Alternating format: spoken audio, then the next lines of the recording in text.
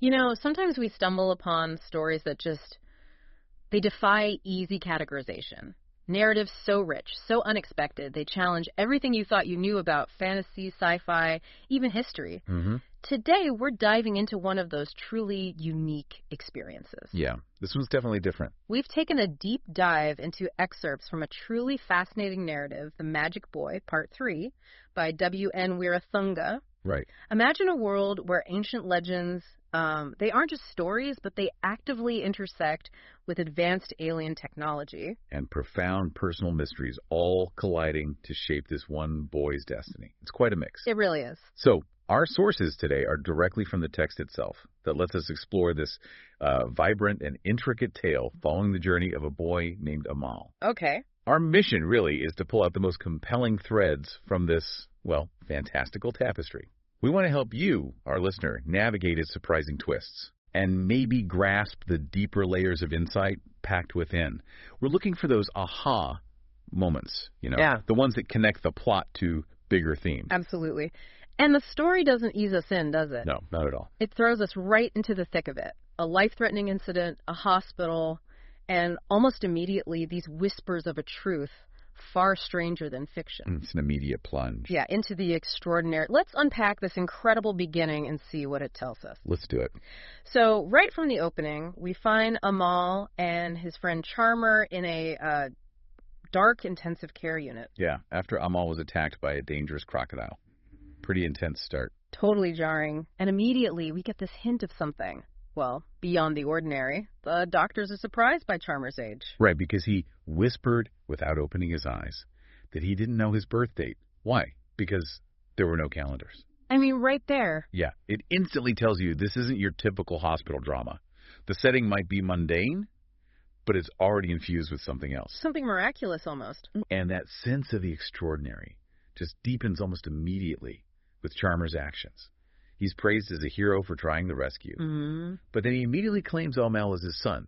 Says, there is no one to look after him except me. Which is a huge claim to make right then. Exactly. And what's really intriguing is Amal. Internally, he's questioning it, right? He wasn't ready to accept Charmer as his father. But he lies. He lies. Says yes. When the doctor asks if he's Charmer's son. Why? Why do that? Well, that's the question, isn't it? It's not just plot. It feels pivotal. It raises huge questions about identity, protection, maybe unspoken truths. This immediate bond. Yeah, almost desperate. And this deception right at the start, what does it tell us about the hidden connections between them? It sets up so much mystery. It really does. And then Amal's recovery, it just spirals further into the uncanny. Oh, definitely. The doctors are amazed by Charmer's magnificent healing power. Amal has no internal bleeding, no fractures. Despite, a crocodile attack. Exactly. But even weirder, while Amal is being treated for the bites, his mouth changed. Changed how? It just says changed. We don't know exactly, but it's pointed out. Yeah. And Charmer was observing me without closing his eyes. Creepy. It's this continuous drip feed of subtle, almost superhuman hints. It tells you Amal's story is way more than just survival. It's like the start of something magical. Precisely. A genesis. Okay, so he's stuck in the ICU. He's missing a musical show, probably bored. Mm-hmm. And then he just casually demonstrates astral projection. As you do. Right. He went away without informing Charmer, just pops off to the moon. To see Mr. Cyril specifically. Meanwhile, back on Earth, the hospital staff think he's lost consciousness or died. They have no idea he's on a cosmic field trip. It completely shatters any remaining sense of normalcy. And this astral journey, it isn't just a cool trick.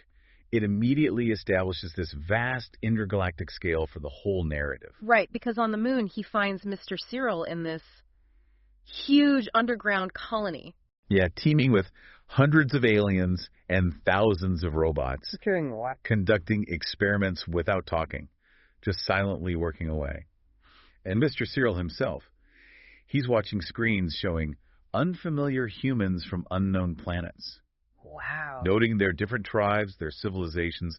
It just blows the world open, doesn't it? From a small village to this universe full of advanced beings. Sets a huge stage for Amal's own identity journey. Absolutely. It primes us, the reader or listener, to understand that Earth is just one piece of a much bigger cosmic puzzle. And what's really compelling here is how this moon base isn't just a lab. No, it's more. It's like a central hub. Advanced alien tech, yes, but also it seems connected to Amal's own powers. That's a key point. Yeah. We find out that friendly aliens, the Elohim specifically, aren't just watching. They've actually been maybe orchestrating or enhancing Amal's magic. So they're involved. Deeply involved. And it's clever storytelling because it weaves this advanced alien stuff into Amal's abilities really seamlessly. It doesn't feel like a sudden jump to sci-fi. No, more like a natural, though totally astonishing, extension of who he is. Yeah. It blends the mythic and the technological so smoothly. Yeah, it really does.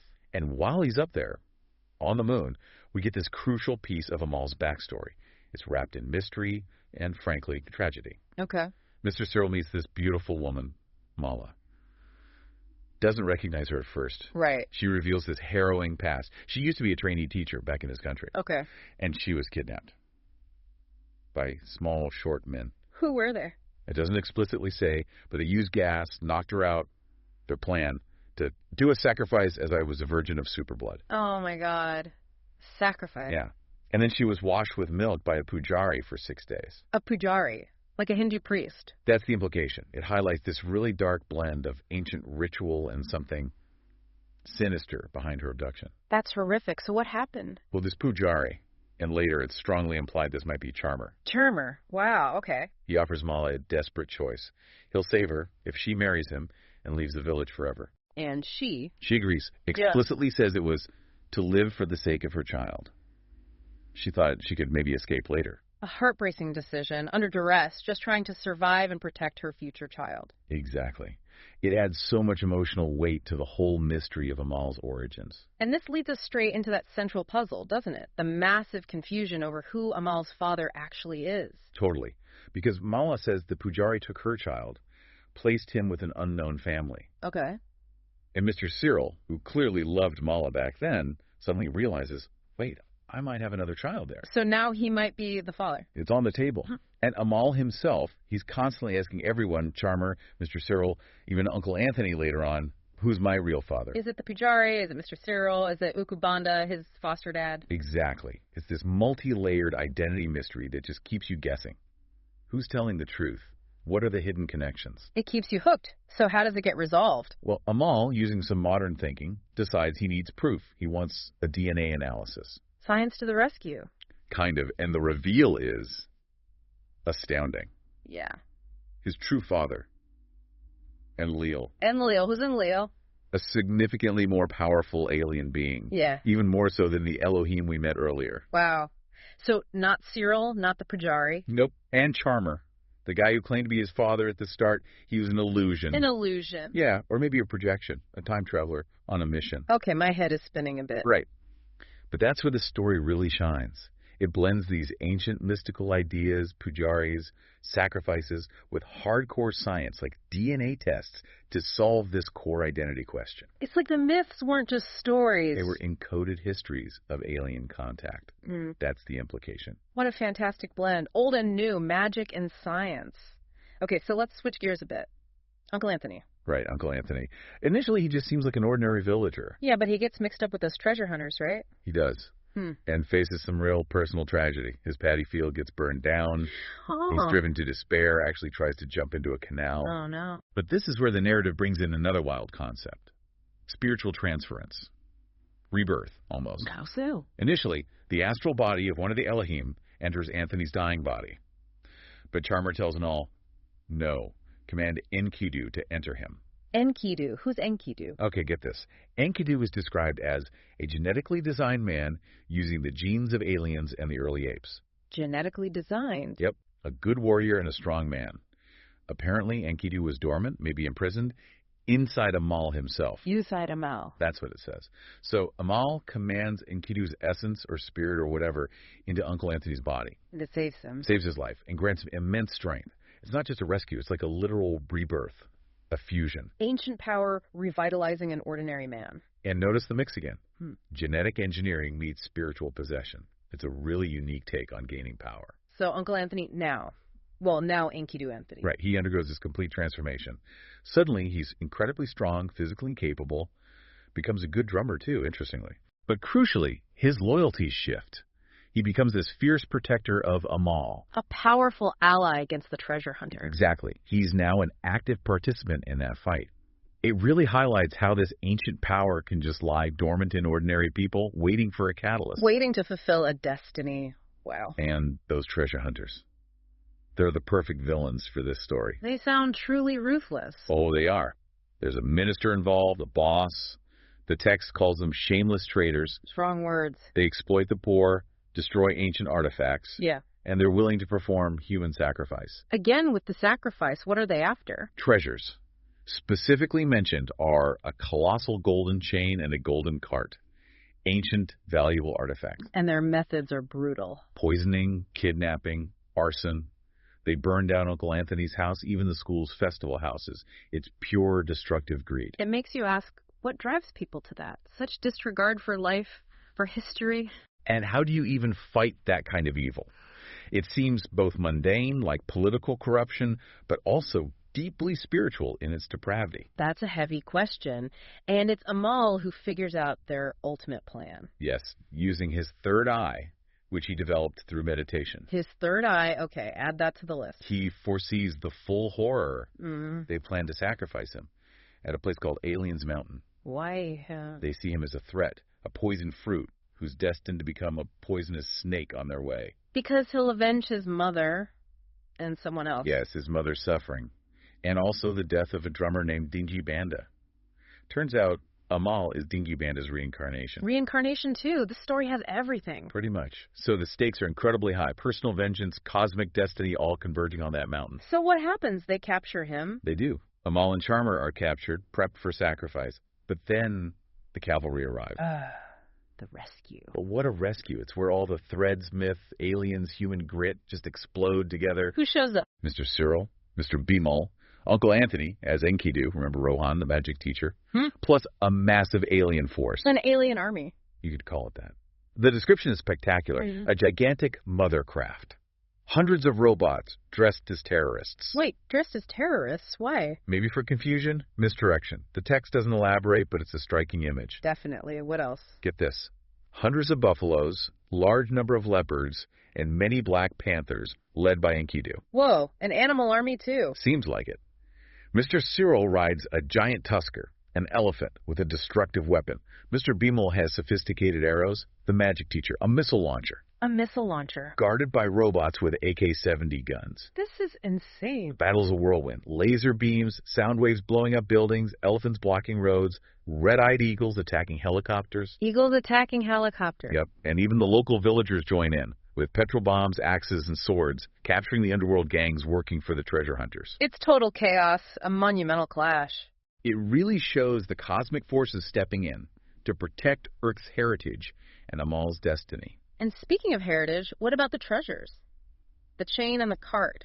Amidst all that chaos, the alien sources strategically grab them. They steal them back. Reclaim them, maybe. They fly them away in spacecrafts. So the treasure hunters get nothing. That's huge. It shows the aliens as protectors, right? Definitely. Protectors of Earth's ancient history. It suggests these treasures are more than just gold. They're maybe artifacts of a shared cosmic past. Wow. Okay, so after that epic battle, the dust settles. And the truth about Amal's parents finally comes out. Yes. His biological mother, Mala, arrives, physically, from space. She comes down from space. Apparently so. And we learned Mr. Cyril's wife knew everything all along. She actually wanted him to be with Mala and his son. That's surprisingly understanding. It is. And then through direct revelation from the Elohim and from Enlil himself. His invisible alien father. Right. Amal finally, fully understands his true origin. The identity crisis reaches its climax, and clarity emerges. He knows who he is. But just when you think you've got them all figured out, boom, another twist. Oh no, what now? Mr. Cyril drops another bombshell. He tells Amal, you are also a father now. What? How? Apparently, Amal has children living in many planets away from the Earth. Plural, children. Specifically, 5 invisible infants, and also clones without a mother created up in the space colony. Clones.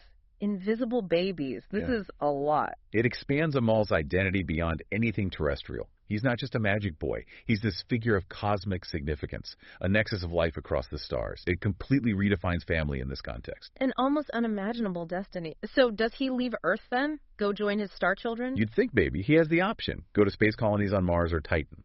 But But he makes a profound choice. He decides to stay on Earth. why? He says it himself.